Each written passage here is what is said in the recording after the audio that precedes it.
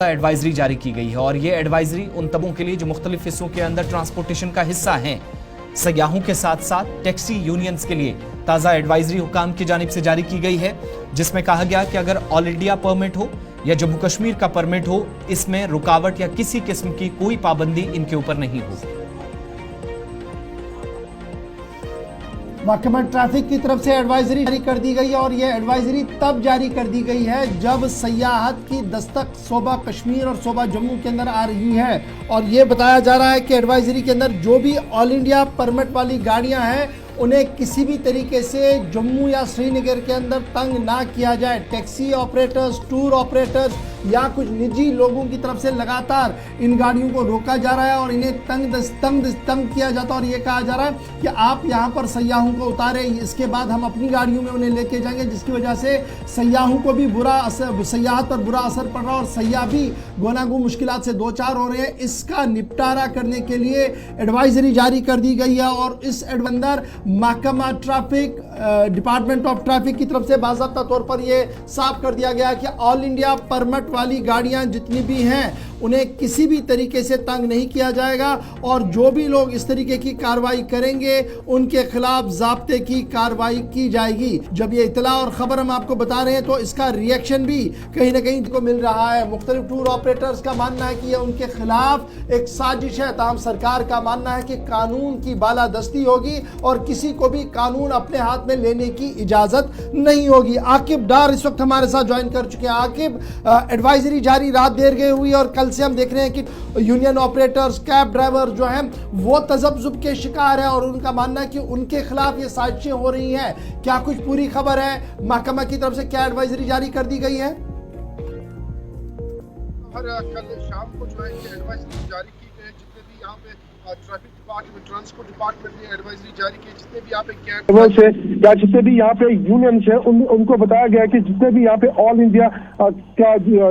India permit जिनके पास होगा या स्टेट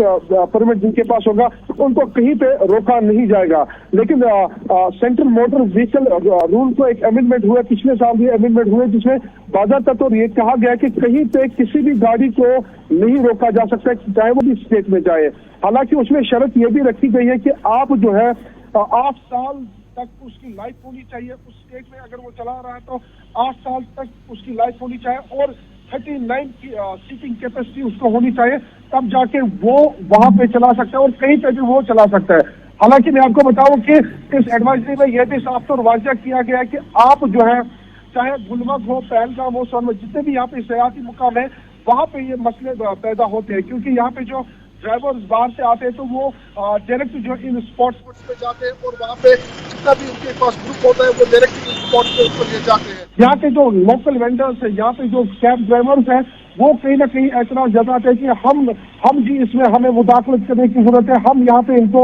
घुमाएंगे। लेकिन दूसरी बात यह भी टूर ऑपरेटर से जब हमने अभी बात की तो उनका यह भी कहना है कि जब हम बाहर जाते हैं, जब हम लद्दाख जाते हैं या जम्मू कश्मीर के बाहर जाते हैं, हम अपने ग्रुप को यहाँ से लेके जाते हैं तो हम गाड़ी को वहाँ पे खड़ा करते हैं और उसके बाद लोकल वेंडर्स को हम बोलते हैं जी आप हमारे ग्रुप को चला दीजिए। जिस तरीके से वादी कश्मीर की बात करेंगे तो वादी कश्मीर में जब यहाँ पे मौसम सर्वा आता तो लोग जो जम्मू कश्मीर के बाहर जाते, बिल्कुल वादी कश्मीर के बाहर जाते तो अजमेर की तरफ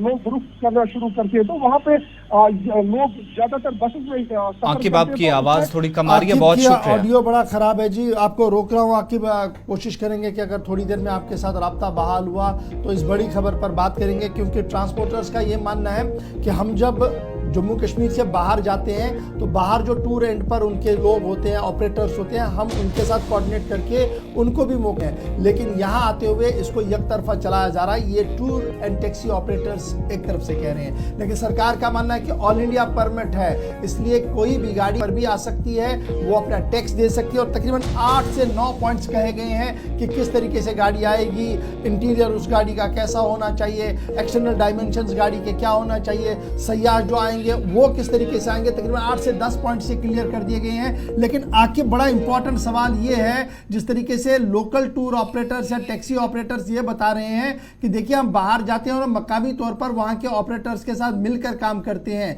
क्या ये कानूनी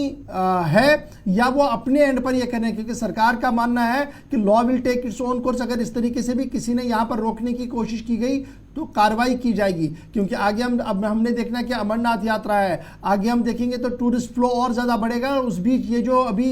तनाव जैसी सूरत हाल बन रही है टूर टैक्सी ऑपरेटर्स के बीच में, इसे वो कैसे देख रहे हैं?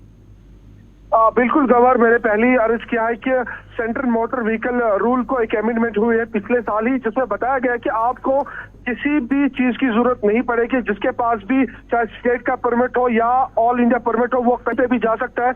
उसको कोई भी नहीं रोक सकता है। लेकिन जम्मू कश्मीर की बात करें, बिल्कुल वादी कश्मीर की, जहाँ पे सियाती मुकाम काफी ज्यादा है, इस महीने की बात करेंगे तो लगभग 4 लाख के करीब जो सयाह है वो वादी कश्मीर रुक कर चुके हैं, जिसमें इंटरनेशनल टूरिस्ट भी है। कहीं ना कहीं दिक्कतें हुई है, यहाँ पे लोकल कैब ड्राइवर्स है जो ये एतराज करते हैं कि जो ऑल इंडिया जिनके पास परमिट है वो यहाँ पे आते हैं तो हमारे काम पे असर पड़ता है। तो वो कहीं ना कहीं एक उनके लिए एक सवाल है और वो चाहते हैं कि हमें हमारे रोजगार पे असर पड़ता है। लेकिन दूसरी तरफ से जो अमेंडमेंट हुई है उसमें कहीं पे ये नहीं लिखा कि आप जो है गाड़ी खड़ा कर सकते हैं, उसमें बाज़ाब्ता तौर ये लिखा है कि आप कहीं पे भी गाड़ी चला सकते हैं, आपको कोई नहीं रोक सकता है। जो एडवाइजरी कल आई है, एडवाइजरी में साफ ये कहा गया है कि कोई भी मुदाखलत नहीं कर सकता। हालांकि टूरिस्ट पुलिस है और टूरिस्ट पुलिस के साथ साथ ट्रैफिक डिपार्टमेंट ये चीज देखेगी, अगर कहीं पे वायलेशन होगी तो वो चीज ट्रैफिक पुलिस की। दूसरी बात यह भी एडवाइजरी इसमें यह भी है कि जो ड्राइवर्स हैं जो टूरिस्ट को एक जगह से लेकर दूसरी जगह पे ले जाते हैं, उनको यूनिफॉर्म होनी चाहिए, प्रॉपर डॉक्यूमेंट्स होनी चाहिए। अगर किसी का चीज कोई खोता है किसी टूरिस्ट का, शाम के टाइम वो वापस करेगा। जिस तरीके से वादी कश्मीर मेहमान नवाजी के लिए मानी जाती है, बिल्कुल एडवाइजरी में वो भी कहा गया है कि आप जो है टूरिस्ट का ख्याल कीजिएगा, उसका ख्याल रख लीजिएगा। जो सिस्टम है एयरपोर्ट्स पे उसका आप भरपूर ख्याल रखिए। टूरिस्ट के हम देखते हैं शिकायतें कम होती हैं आकिब, मगर एक चीज जरूर बताइएगा कि ये जो छोटी छोटी चीजें हैं जिनमें यूनिफॉर्म में ड्राइवर होना चाहिए, वायलेशंस ना हो, मजाज अथॉरिटी क्या इन छोटी छोटी चीजों को देखती है? इस वक्त भी अगर गाड़ियां श्रीनगर से लेकर सयाती मकामात पर पहुंचती हैं या दीगर मकामात पर, तो क्या मजाज अथॉरिटी का फोकस इन चीजों पर है या सिर्फ एडवाइजरीज तक महदूद? बिल्कुल, अगर हम ग्राउंड जीरो की बात करते हैं, जिस तरीके से वादी कश्मीर में ग्राउंड, क्योंकि पिछले कई सालों 4 सालों की बात करेंगे तो टूरिस्ट का फ्लो जो है काफी ज्यादा बढ़ते जा रहा है। 1 करोड़ से ज्यादा पिछले साल की बात करेंगे तो टूरिस्ट आए थे और कहीं पे कोई कंप्लेंट नहीं हुई है। और हमने जमीनी सतह पे ये भी देखा है कि अगर किसी टूरिस्ट का कोई चीज खो जाता है तो शाम उसे भी वापस दिया जाए। बहुत शुक्रिया फैसल।